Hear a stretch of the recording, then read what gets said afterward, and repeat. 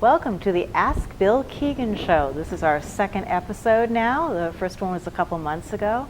And this is the opportunity for residents, citizens of the town of Foxboro to be able to give their input and ask their questions.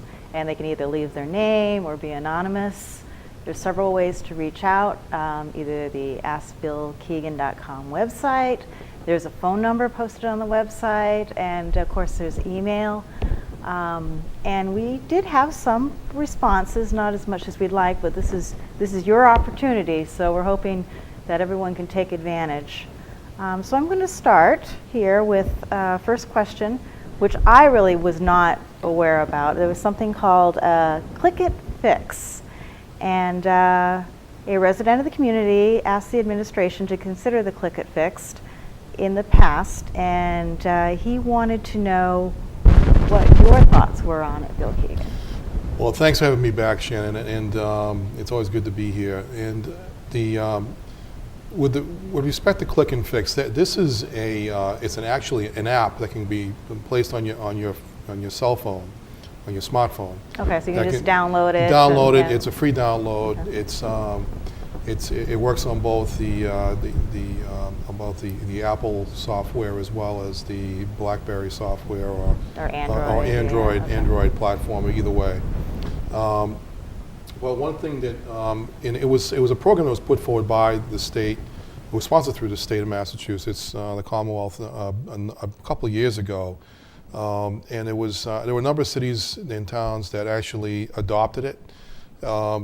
And they've used it. I actually was approached for using it when I was in Dedham, but I was advised by our local staff members that the actual platform or the technology there was better technology to be used for it. So it was a little bit outdated in that respect. So there were better platforms for using this type of software.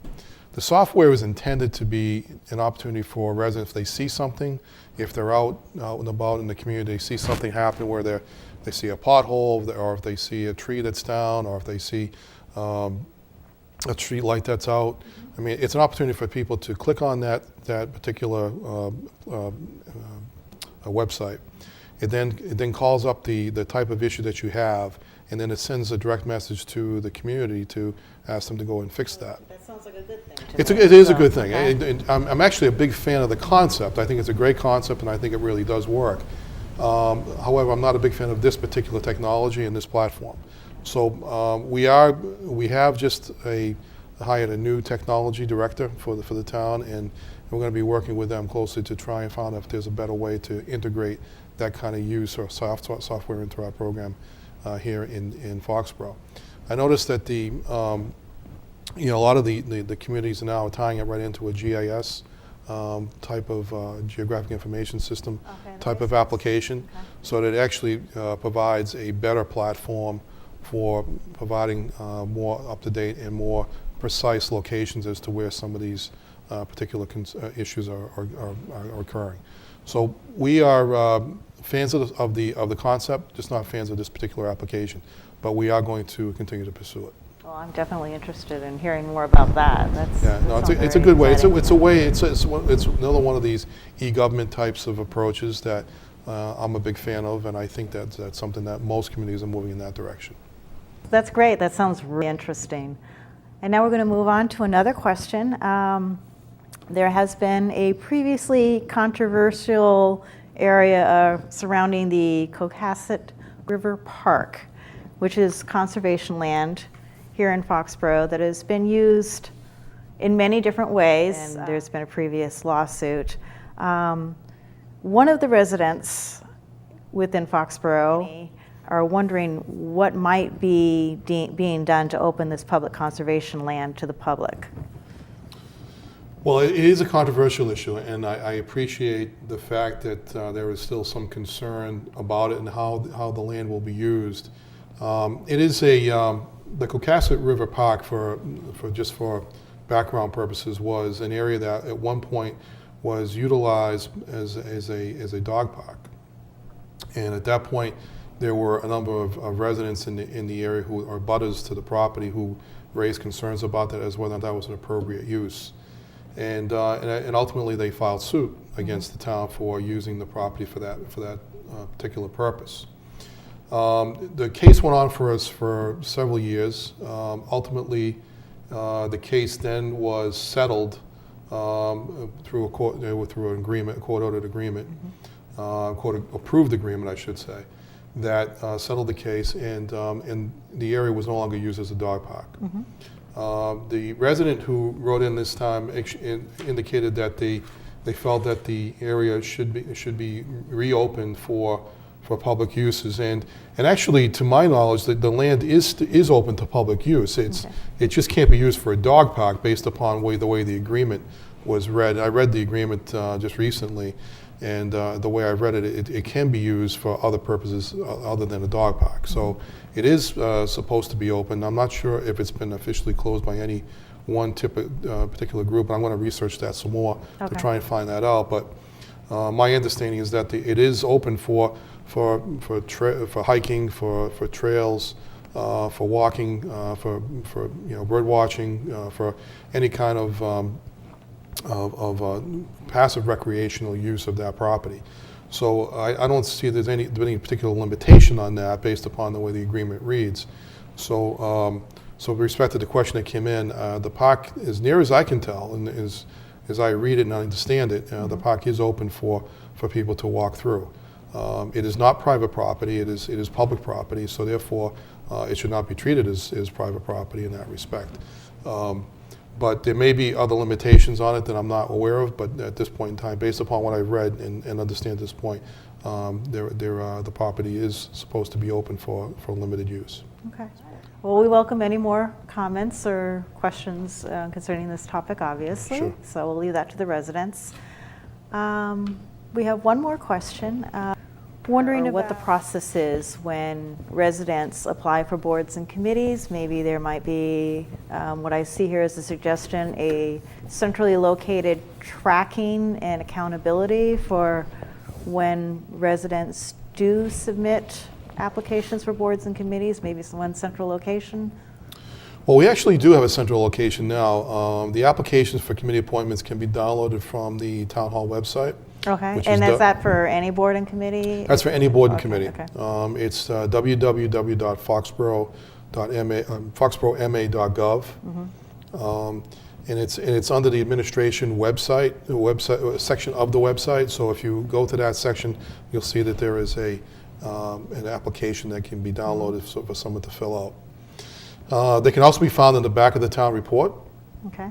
So if anybody wants to look at it from that perspective, that's already printed for you. So you can actually just take out that section of the report and pull out that piece and utilize that. And then where do they get submitted? And then they get submitted to the Board of Selectmen's office. Okay. Once completed, they can be returned to the office of the Board of Selectmen, which is located right in Town Hall. There's actually the first office on the right when you walk into Town Hall in the main entrance. So we then compile those applications, and most committees are appointed by the Board of Selectmen, except for the advisory committee, which is appointed by the town moderator. And what process is that? Well, what happens when there is a vacancy that occurs on that particular board or committee, then those applications will be submitted to the board for consideration. Okay. So the fact that an individual may submit an application for consideration does not necessarily mean they'll be appointed right away. It can only be appointed when the term of the individual is up, or if the person decides to step down and a vacancy is created. So that's the only time that occurs. But we do. It's an area that we're constantly working on because there are some 40 different committees throughout the community. Now, do these applications ever expire, or are they held in one place? Well, there are terms. Okay. The applications themselves don't necessarily expire, but the terms of the positions expire, and they vary from 1 to 3 years, depending upon the nature of the committee and the service that's being provided. So that can rotate in. But if a person wants to withdraw their application, they can always do that. But if not, the person's application will stay in consideration until the person gets appointed or decides to withdraw it. Okay. here's something that I'm going to put in here that I know that a number of the community is interested in. It's we would all like to hear about the town hall. Okay. Well, I appreciate you asking that question because we have been working on that for quite some time now. Actually, since I arrived, I think 2 weeks after I arrived, I formed the working group. That's been very, very active, and I'm very, very proud of the work that they're doing. They're doing a terrific job of sorting out the various facts associated with this project. So often, so many times, when projects like this get taken on, they become embroiled in levels of controversy that really sort of help to derail the project, if you will. And I think this has been no different with respect to this one particular project. So what we're trying to do right now is head off any of the controversy that we can find along the way, and to make sure that we're covering every single option that's available. And the committee's been doing a great job of that. We've limited that list down to effectively 2 locations that we're really focused on at this point in time. But in order to get to that point, we had about 10 different locations that we looked at originally, and we used the process of eliminating various locations for a number of reasons, which I won't get into at this point. But we're going to do that at a public hearing, which will present all that information. But we've effectively limited down to the existing town hall location, which actually has 3 options associated with it, which is one is to tear down the existing building and rebuild on that existing location, or to renovate the existing building, or to build in the parking lot behind town hall. So really those 3 options are available for that one location. And there's been a lot of support for that, general support for that, because of the fact that it's located right here in the center of town. The other location that we've looked at is located at Payson Road, which is located right behind the public safety building. Okay, now I did not realize there was an area available. Yeah, there is town-owned land behind that. It was actually given to us by the Commonwealth. It does have a bit of a restriction on it, which we would have to have removed, which we don't think would be all that controversial, and it could be done. But we've actually focused our attention on that parcel as well, because we already own it. And we're not paying taxes on it, or there's no taxes being paid on it currently. Well, I know that everyone's going to want to know where that parcel is located. It's located directly behind the public safety, where the auditorium is located. Okay. The auditorium, and that auditorium is a piece of property which we know is fallen into disrepair, and perhaps should be raised at some point. And that might be an alternative location for where we could build the new town hall. Well, that's an interesting location. It is an interesting right location. Next to the public safety. Right, and it's actually one which gained quite a bit of support internally from the committee, because it actually is perhaps an option that may even be less costly than to build here in the center of town. Now, the reason why we don't want to get embroiled in controversy is that we'd rather have the town decide that question. So in many ways, because at the end of the day, we're concerned about the solution more than we are the location. So we recognize that there's a lot of support for keeping it here, because the master plan talked about that. But at the same time, I don't think that there was any focus at all on the Payson Road location, because it really wasn't part of the conversation when that was being done. I know this is the first I've heard of it. So. Right. So I think that's the reason why I think we have an obligation to at least tell residents about that, and to let them weigh in on that at some point, because we don't want to be in a position where we don't want to disrespect the work that was done by the master plan committee and the planning board, because that was important work, and we certainly respect that. But the other side of it, we don't want to be in a position where we have not listed the other option for people, so that they can say, well, geez, this doesn't make sense, and there is something that there are some aspects of this that really are interesting. So we're going to be talking more about that. In fact, our committee meets again today, and we're going to be talking about how we address that concern. We haven't quite figured out a way to address that at this point, but we are taking input from the planning board. We've taken input we're going to take more input from the public, and we're going to have input from the Board of Selectmen and the various town boards as to how they feel about that. But the work has been great work, and people in the committee have really delved into this. And it's a really interesting committee, because it's made up of both sides that were actually fighting against each other the last time. So we have both sides really working towards the same goal this time.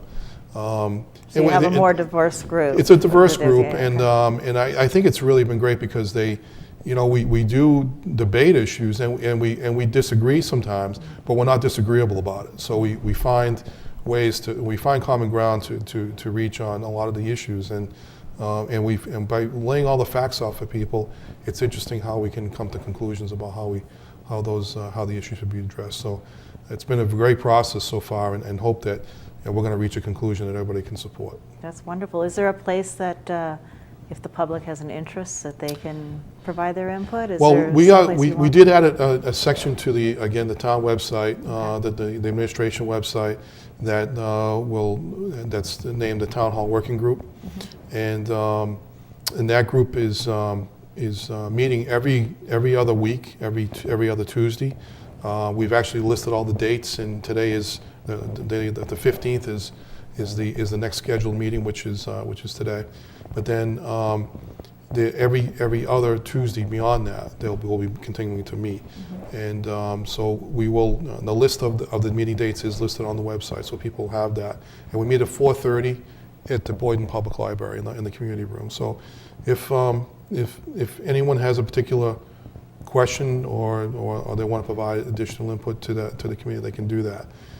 We are going to hold public hearings, though, because I think it's important that we get to that point before we present something to town meeting, so we have a lot of public input into the process before we get to that point. Well, I suspect there'll be a lot of interest. I know that there will be, and it's a need that the town truly has.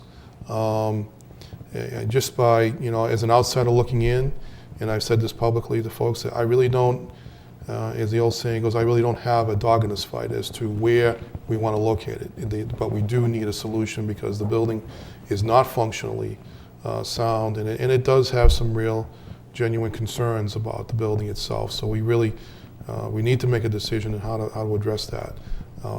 At the end of the day, I think we need to provide a good working environment for the employees. At the same time, we want to provide a building that the town can be proud of as well. And I think at this current time, there's some real concerns about that. Okay.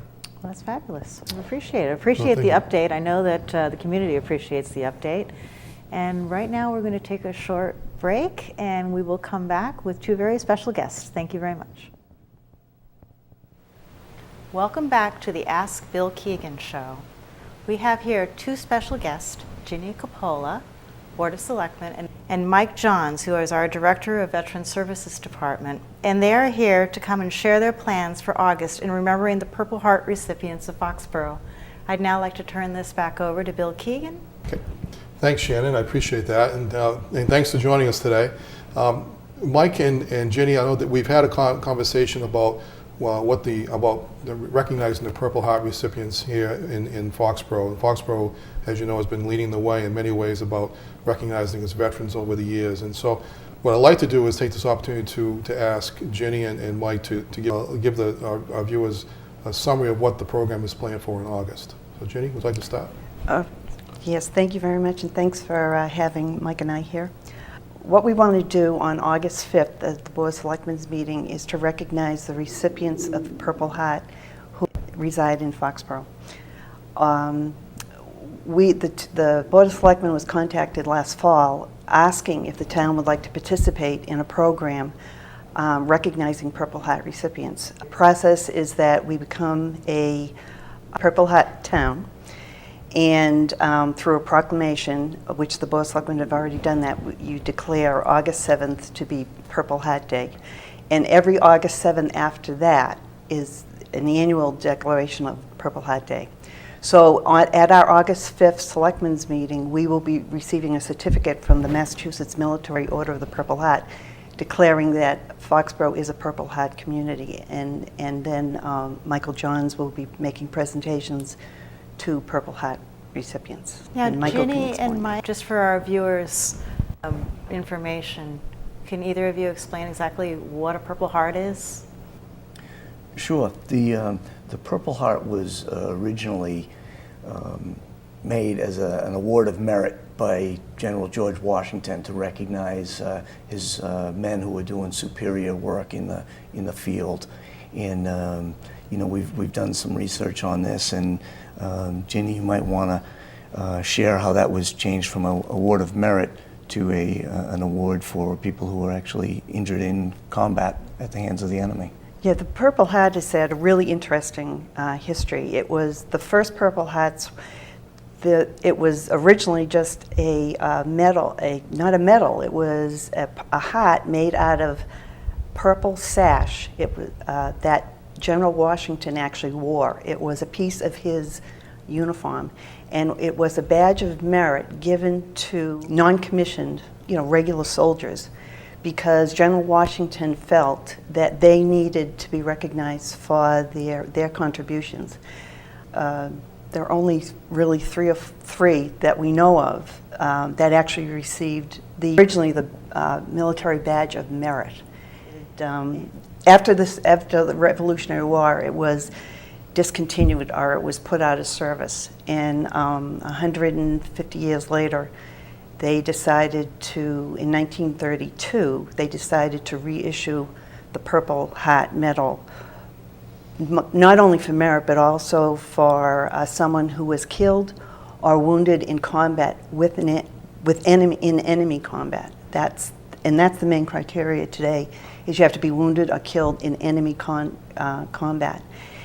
And the design of it changed. So what we had in 1932 is now what is traditionally recognized as the Purple Hat medal with George Washington's profile on it.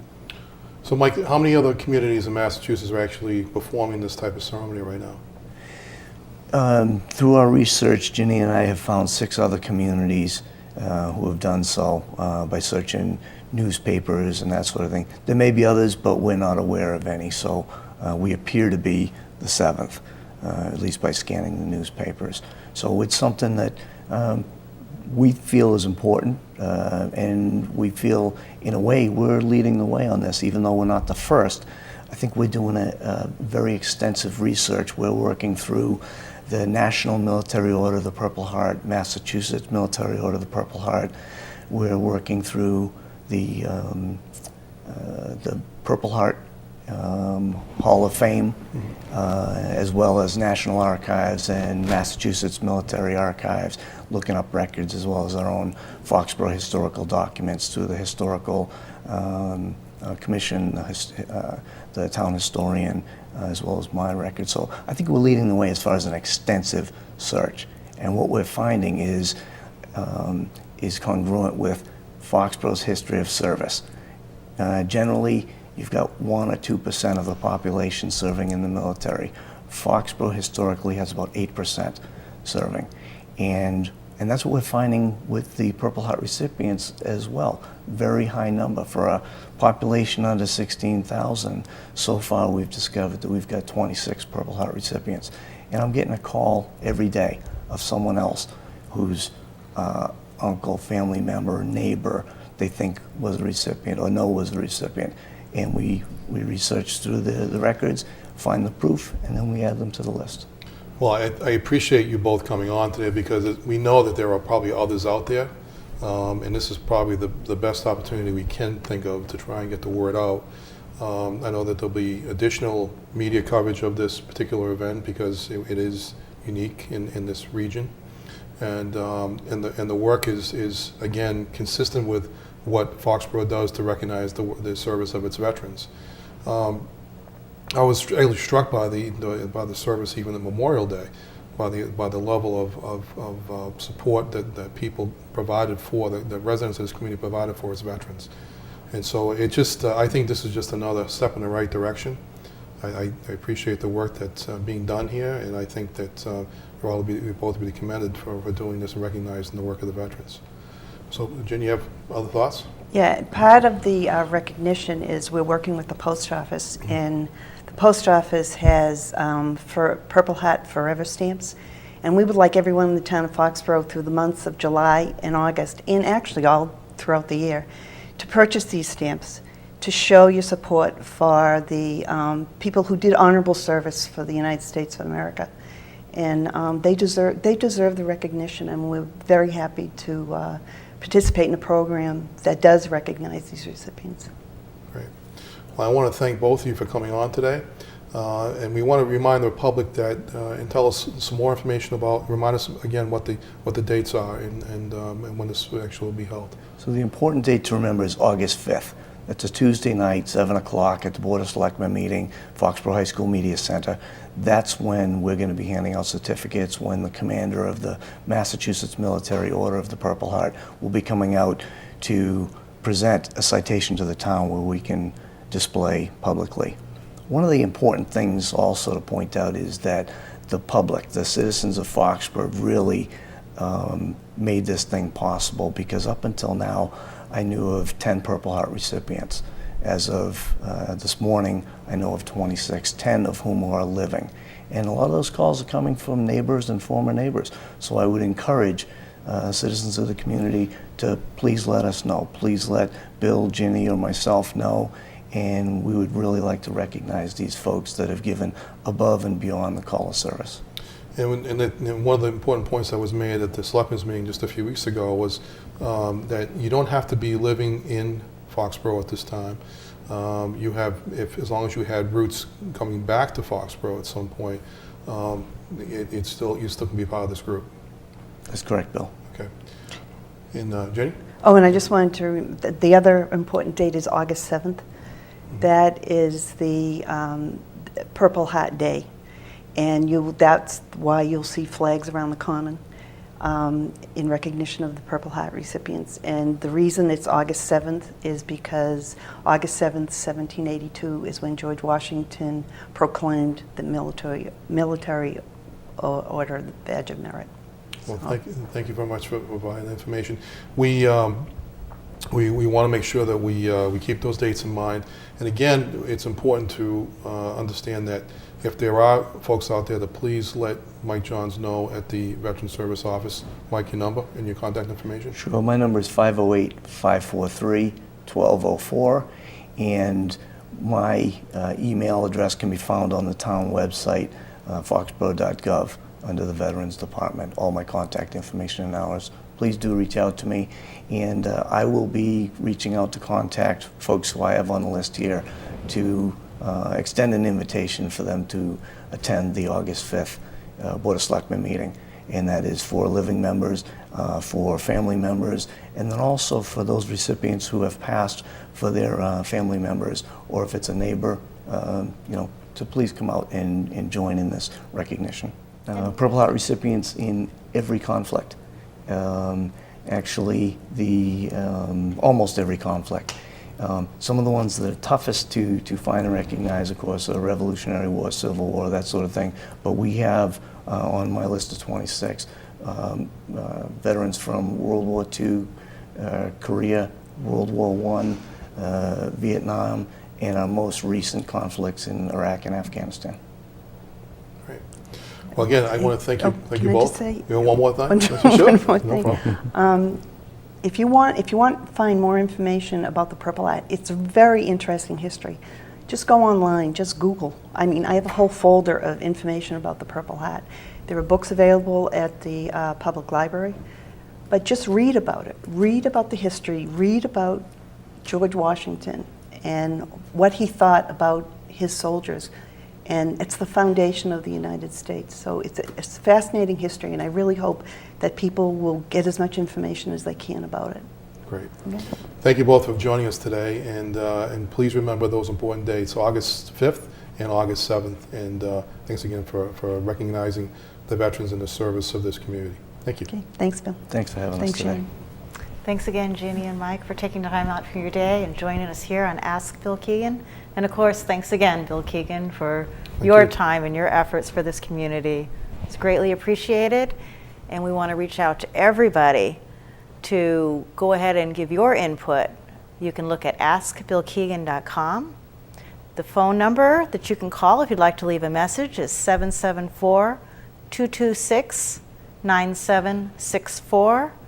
Or just go ahead and email askbillkeegan@gmail.com. Thank you very much.